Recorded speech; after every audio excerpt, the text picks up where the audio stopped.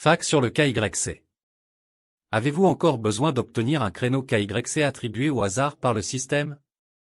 Non, tout le monde, à l'exception des deux scénarios ci-dessous, devrait pouvoir visiter l'application KYC via le navigateur Pi et démarrer votre application KYC sans attendre une invitation. L'attribution des créneaux KYC sur invitation n'était utilisée que par le passé, et le processus a été mis à jour pour permettre à quiconque de commencer. Les comptes nouvellement créés ne pourront pas demander immédiatement la vérification KYC, jusqu'à ce qu'ils aient miné pendant 30 jours, pas besoin d'être consécutif. Cela aide le réseau à prioriser les ressources de validation KYC pour les pionniers humains plus engagés qui ont également extrait suffisamment d'équilibre pour avoir du sens pour passer par KYC et migrer vers Mainnet. Une très faible proportion de comptes, identifiés par les algorithmes comme étant très probablement de faux comptes ou des comptes présentant des violations, ne seront pas éligibles au KYC.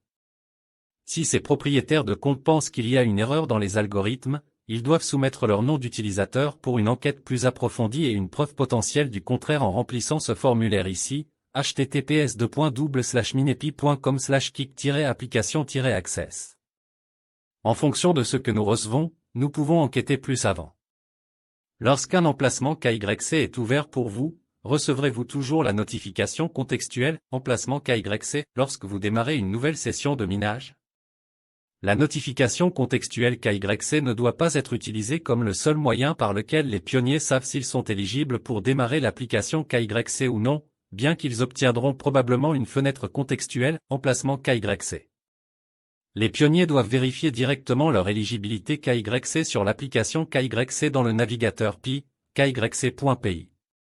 Vous pouvez simplement ouvrir le navigateur Pi et accéder à l'application KYC. Veuillez utiliser la notification contextuelle comme un rappel plutôt qu'une invitation.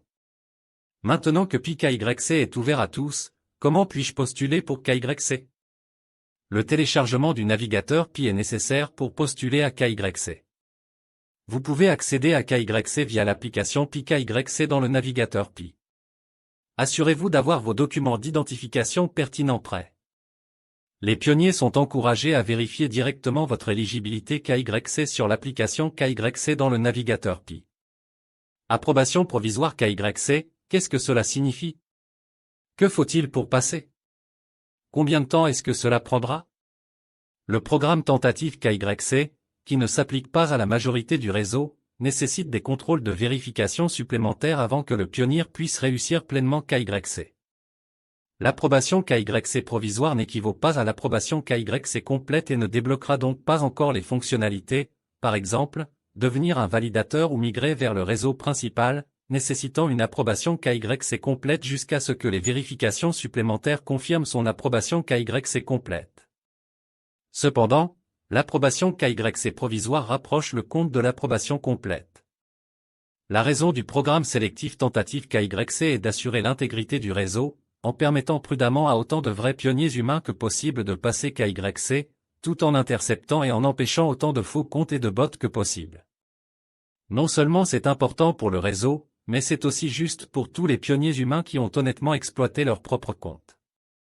Les étapes de vérification supplémentaires spécifiques peuvent varier en fonction de chaque cas, et le temps nécessaire pour les compléter peut également varier. Les facteurs qui peuvent avoir une incidence sur le calendrier comprennent le volume de demandes KYC en cours de traitement, la disponibilité de validateurs humains de la région, la complexité de la demande et les types de contrôles supplémentaires appliqués au cas KYC provisoire. Lorsque le statut KYC est approbation provisoire, combien de temps faut-il pour qu'il soit définitif, KYC réussi? La durée du statut d'approbation provisoire est au cas par cas et dépend de l'étendue et des types de vérifications supplémentaires nécessaires. L'une des priorités du T2 2023 pour l'application KYC est d'itérer et d'appliquer ces vérifications supplémentaires sur les cas KYC provisoires. Lorsque le statut KYC est approbation provisoire, la migration vers le réseau principal peut-elle avoir lieu? Non, vous devez réussir entièrement le KYC pour pouvoir migrer vers le Mainnet. Lorsque KYC est soumis, quels écrans pouvez-vous obtenir dans l'application KYC? Après avoir soumis l'application KYC, le pionnier peut s'attendre à voir quelques écrans différents dans l'application KYC. Les pionniers peuvent voir un écran indiquant que l'application est en cours d'examen. Si la demande KYC est approuvée provisoirement, ce qui signifie qu'elle a été acceptée par les validateurs en attendant des vérifications supplémentaires. Le pionnier peut voir un écran « Approbation provisoire ». Si les vérifications supplémentaires confirment davantage l'authenticité des données et du compte, un pionnier verra l'écran « KYC réussi ». Pour la majorité des candidatures qui ne font pas partie du programme tentative KYC, elles verront directement l'écran « KYC réussi » sans les vérifications supplémentaires, si elles sont acceptées. Conformément aux annonces précédentes, une demande KYC soumise peut être approuvée dans les 15 minutes si tout est soumis correctement et qu'aucun appel de non est fait. Est-ce toujours le cas? Oui, c'est toujours le cas tant que les pionniers ont rempli correctement les champs obligatoires et que la disponibilité des validateurs humains est abondante dans le pays ou la région.